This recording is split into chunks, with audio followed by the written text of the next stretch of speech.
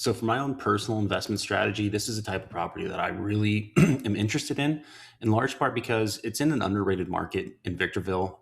This home was built in 2017, which for me screams low maintenance. There's nothing worse than having to go and pay, $1,000 here, $1,000 there, kind of kill your profit for the year on properties that have low maintenance. It's got a tile roof, which I love.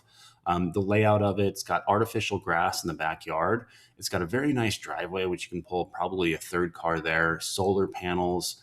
The way that this layout's done, these nice little fixtures and fireplace. This is what's really going to draw tenants to your space and want to stay longer. Subway tile backsplash. This is fantastic.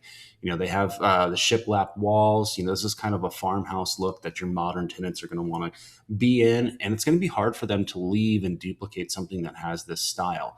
Now, if you look at it from an analysis perspective, the first few years, you're probably not going to be cash flow positive on this, right? But at 440,000, this is a fairly easy entry level from a price point, at least in California.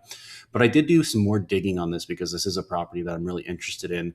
You know, we could, I don't think it's going to go for less than, too much less than this right now, just because it's on, just hit the market. But, let's just say we went to 420. And I did more digging on this too. This particular neighborhood actually gets a little bit better. It's actually a 2750 rent. So sometimes when we pull the rent, it's pulling the analysis from, a general vicinity, but there are pocket neighborhoods, which is why it's so important for you to take a deeper dive if you're seriously considering a property. Now, for me, the annual appreciation will keep the same, annual rent growth will keep the same. And this is how I analyze these properties for my own personal investments. I don't think this is going to have a vacancy rate of 5%. I think this will probably be lower at 2%. Typically, homes like this, when a tenant's going to vacate, you're going to be able to rent it out and have very little turnover time. Maintenance reserve, because it's built in 2017, you're going to have a lot of appliances that are still well within their useful life. So I'm going to lower that to, I'd say, 3%.